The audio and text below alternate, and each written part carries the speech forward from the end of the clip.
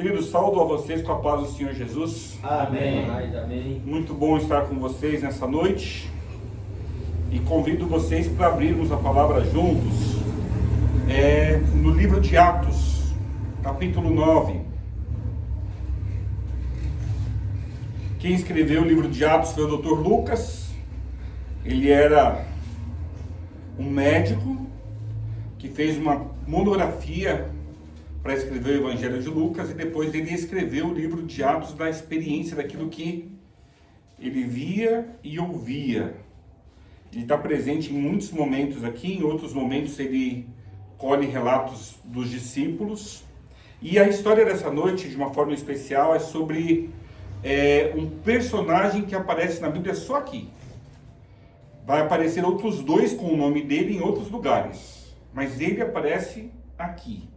E vocês vão perceber que ele fez um negócio muito grande para aparecer na Bíblia só uma vez. Atos 9, se você achou, coloque a mão sobre a palavra, feche os seus olhos. Senhor, a tua palavra está aberta diante de nós. E nós também abrimos a nossa mente e o nosso coração na tua presença. Assim como a tua palavra está aberta e a nossa mão está posta sobre ela, coloque a tua mão sobre as nossas vidas e traz um recado do céu para as nossas vidas nessa hora. Amém. Que nós todos possamos sair deste templo certos de que estivemos aqui no encontro contigo. Abençoe cada pessoa que aqui se chegou, abençoe aquelas pessoas que serão alcançadas com essa mensagem através das mídias sociais também. Bênçãos que nós te pedimos e agradecemos no nome santo de Jesus. Amém, Senhor. Amém. Me acompanhem na leitura a partir do verso 10. Vocês conhecem bem a história de Atos 9, é a história da conversão de Saulo. Saulo, ele era um perseguidor de cristãos, e ele deixa de ser um perseguidor e se torna um cristão. Nesse processo, ele precisou cair do cavalo e ouvir a voz do Senhor. Lembram disso? O Senhor perguntou para ele: por que me persegues, Saulo? Mas o interessante é que ele ouviu a voz do Senhor, caiu do cavalo e ficou cego. E quando ele fica cego, aí nós vemos aqui, a partir do verso 10, o que acontece. Ora, havia em Damasco um discípulo chamado Ananias. Disse-lhe o Senhor numa visão: Ananias, ao que respondeu: eis-me aqui, Senhor. Então o Senhor lhe ordenou: dispõe-te e vai à rua que se chama Direita, e na casa de Judas procura por Saulo, apelidado de Tarso, pois ele está orando. E viu entrar um homem chamado Ananias, e impor-lhe as mãos, para que recuperasse a vista. Ananias, porém, respondeu: Senhor, de muitos tenho ouvido a respeito deste homem, quantos males tem feito aos teus santos em Jerusalém.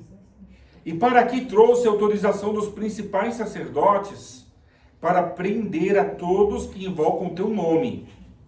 Mas o Senhor disse a Ananias: vai, porque este é para mim um instrumento escolhido, para levar o meu nome perante os gentios e reis, bem como perante os filhos de Israel. Pois eu lhe mostrarei quanto lhe importa sofrer pelo meu nome. Então Ananias foi, e entrando na casa, impôs sobre ele as mãos, dizendo: Saulo, irmão, o Senhor me enviou, a saber, o próprio Jesus que te apareceu no caminho por onde vinhas, para que recuperes a vista e fique cheio do Espírito Santo. Imediatamente, diz a palavra, lhe caíram dos olhos como que umas escamas, e ele tornou a ver. A seguir levantou-se e foi batizado. E depois de ter se alimentado, sentiu-se fortalecido. Então permaneceu em Damasco alguns dias com os discípulos. Queridos, a história de Atos 9 é uma história de um milagre incrível. Um homem que antes era um perseguidor, alguém que tinha saído de casa para prender cristãos e levá-los para Jerusalém. No meio do caminho tem um encontro com Deus e a vida dele muda completamente. A vida dele muda completamente porque ele sentiu a dependência e insignificância da sua vida. Ele cai do cavalo, cai cego, ouve a voz do Senhor, percebe que o que está acontecendo com ele não é normal, mas para completar, ele tem uma visão e vê um homem entrando no ambiente onde ele está, e o homem coloca a mão sobre ele e cura ele da cegueira dele. E esse homem se chamava Ananias, na visão de Saulo. Saulo tem a visão, Deus dá a visão a Ananias, e o Ananias é alguém que você não vai ouvir a Bíblia falando dele outra vez. Ele aparece aqui. Os outros dois Ananias que a Bíblia fala são outros dois homens diferentes um do outro. Não é esse mesmo homem. E você percebe que este homem, ele foi um instrumento muito poderoso nas mãos de Deus. E por que ele foi tão poderoso? Porque ele falava pessoalmente com Deus. Ele ouvia Deus falar com ele, e ele conversava com Deus, ele negociou com Deus a questão dessa cura. Deus, Senhor Jesus, na verdade é Jesus que está falando com ele. Eu vi falar que o Saulo persegue, o Saulo é perigoso. Vai lá mesmo assim, mesmo sabendo que ele é perigoso, vai lá, porque eu vou usar ele é um vaso escolhido para mim. Ele vai ser uma bênção, você vai lá sim, você impor a mão sobre ele, ele vai voltar a enxergar. Sabe, queridos, quantas vezes na vida cristã nós fazemos grandes obras para Deus e não nos tornamos conhecidos, nem famosos, nem especiais, não somos estrelas, não somos pessoas que o mundo para nos ouvir, mas é no pequenininho que a gente faz que a gente está fazendo uma grande obra para Deus. É no pequenininho que a gente faz que a gente está fazendo um grande serviço. Deus usa os pequenos servos. Deus usa as pessoas consideradas pequenas ou menos importantes para fazer o trabalho do dia a dia. Você tem sido um instrumento nas mãos de Deus? Você tem deixado Deus te usar? Você tem se colocado no caminho de Deus para que Ele use a sua vida? Ainda por essa semana eu vi uma história de um menino de 9 anos de idade que ia na igreja por causa do clube de desbravadores, e ele chegou um dia em casa e falou assim para a família: olha, vocês estão perdendo. E a família: perdendo o quê, filho? Vocês estão perdendo a oportunidade de servir a Deus, o Deus da Bíblia, o Deus dos 10 mandamentos. Vocês ficam aqui sem igreja nenhuma. Está errado isso. Meu pai e minha mãe, vocês deviam ir para a igreja. Vocês precisam de Deus. Imagina um menino de 9 anos de idade pregando para a família, e o resultado foi que no próximo culto a família toda foi para a igreja. Amém. Então assim, a gente percebe que Deus usa toda e qualquer pessoa que esteja disposta a ser usada. Para você ser muito usado, você tem que estar muito em comunhão. É muito tempo orando, muito tempo lendo a Bíblia, muito tempo na presença de Deus, e você vai receber o poder de Deus na sua vida, e quando você perceber, você está fazendo coisas que nem você imagina. Um folheto que você entrega transforma uma vida, um livro que você doa muda a vida de alguém, uma palavra de esperança que você dá transforma para sempre a vida de uma outra pessoa. E se você parar para prestar atenção, a Bíblia tem vários desses personagens assim que não são famosos. Outros, a Bíblia sequer diz o nome deles. Dona Ananias, a Bíblia ainda disse o nome. Vocês se lembram da menina cativa? A menina cativa não tem nome. Não. Era uma garota que tinha sido levada como escrava, trabalhava na casa de um general, e ela viu o seu general com lepra, e quando ela viu ele com lepra, ela disse: olha, lá na minha terra, lá em Jerusalém, tem um profeta, tem um homem de Deus que tem o poder de curar essa lepra. Quando o rei da Síria manda uma carta para o rei de Israel, o rei de Israel se treme, ele fala assim: aqui não tem ninguém que cura lepra não. Quem é essa pessoa que cura lepra que eu não conheço? Mas a menina, ela sabia que o homem de Deus, o profeta, era cheio do poder de Deus. E o rei se desespera, fala assim: vão vir aqui, não vai curar lepra nenhuma, e no final ainda vão abrir uma guerra contra a gente. Olha que problema diplomático isso causou aqui. Mas o general foi até Jerusalém, conversou com o profeta, com o homem de Deus, e recebeu a ordem: mergulha no rio Jordão 7 vezes e você vai ser curado. E ele pensou assim: mergulhar nesse rio barrento?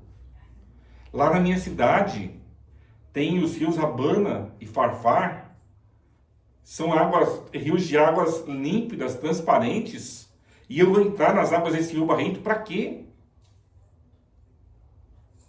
Mas por final ele acabou cedendo, mergulhou 7 vezes, e na 7ª vez a sua lepra foi curada. Por que aconteceu essa bênção na vida dele? Porque ele se dispôs. E Deus usou uma menina escrava. Deus usou uma menina. Um outro personagem dos evangelhos que a gente fala assim, quem era esse, né? É o menino que carregou junto consigo uma lancheira. Ele levou uma merenda com 5 pães e 2 peixinhos. E quando ele percebeu aquele alvoroço que Jesus estava procurando o que alimentar o povo, ele disse assim, olha, eu tenho 5 pães e 2 peixes. Se precisar, eu dou tudo. Ele deu tudo o que ele tinha nas mãos de Deus e Deus fez um grande milagre. Deus alimentou 5.000 homens, sem contar mulheres e crianças, e sobrou muita comida. A pergunta que eu te faço nessa noite é: que tipo de cristão você tem sido? Você é o tipo de cristão que, a despeito de não ser conhecido, a despeito de não ser famoso, você tem se colocado nas mãos de Deus para ser usado por Ele para fazer grandes coisas? Nós agora terminamos um atendimento lá na igreja, que eu comentei no momento de oração, e na saída do cliente, do paciente lá da igreja, ele disse assim: eu volto em fevereiro e vou me batizar, eu e minha esposa. E a moça da igreja que eu chamei, porque eu não posso ficar lá sozinho na igreja fazendo os atendimentos, então eu chamei uma irmã da igreja para estar lá comigo. Eu vi o brilho nos olhos dela, ela pensando assim: puxa, de alguma forma eu participei dessa decisão. Claro que participou. Ela está lá na igreja todas as tardes de quarta-feira comigo, a igreja aberta, ela recebendo os pacientes, preenchendo os formulários, marcando o horário deles, confirmando se eles vão vir para a próxima semana. E de alguma forma, ela também tem sido usada para abençoar vidas. A pergunta que não pode calar: o que nós estamos fazendo? Que Deus te abençoe, que Deus me abençoe também. E nós possamos sempre fazer alguma coisa. Amém. Que nós sempre tenhamos uma palavra de ânimo, que nós sempre tenhamos um alimento para dar para quem precisa, que nós sempre tenhamos amor a dar àquele que é carente, que nós sempre tenhamos cuidado para demonstrar aquele que precisa ser cuidado, que nós sempre tenhamos, que nós sempre cedamos, e que o reino de Deus possa acontecer em nós e através de nós. Amém. Quantos nessa noite gostariam de dizer assim: Senhor Jesus, me ajuda para que eu seja esse homem, eu seja essa mulher. Nós muitas vezes vamos à igreja querendo ser abençoados, né? Eu quero para mim, eu quero a minha cura, eu quero a minha transformação, eu quero o meu milagre, eu quero a minha bênção. E eu sei que quando a gente vai na igreja e recebe uma mensagem que não é sobre a nossa bênção, mas é sobre a bênção que nós podemos ser para o outro, a gente às vezes pensa assim: mas não era bem isso que eu estava buscando, não era bem isso que eu queria. Mas sabe, queridos, sendo uma bênção para o outro que Deus faz um milagre na nossa vida. É enquanto você se gasta salvando o outro que Deus está salvando você.